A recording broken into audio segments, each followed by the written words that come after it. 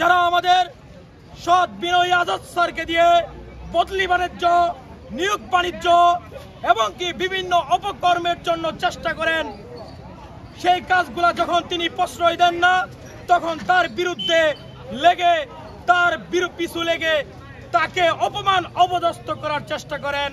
তাদেরকে বলে দিতে চাই, আপনি যে চেয়ারে আছেন সেই চেয়ারকে লাথি মেরে ভেঙে দেওয়া হবে। জামালপুরে শিক্ষক ও শিক্ষার্থীদের উদ্যোগে মানববন্ধন অনুষ্ঠিত হয়েছে।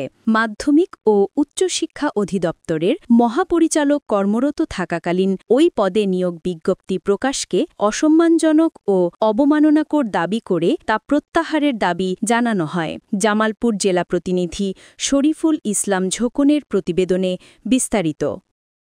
আজ দুপুরে সরকারি আশেক মাহমুদ কলেজ ক্যাম্পাসে অনুষ্ঠিত মানববন্ধনে শিক্ষক ও শিক্ষার্থীরা অংশ নেন। সভায় বক্তব্য রাখেন মীর ইসহাক হাসান ইখলাস, মাহমুদুল হাসান বিবেক, আফরিন জান্নাত আখি। এই নিয়োগের জন্য তার ফেসবুক অ্যাকাউন্টে বারবার হেনস্থা করা হয়, সেটার এখতিয়ার দিদি স্যারের নেই। শাহরিয়ার বায়েজিদ ও ইমরান হোসেন।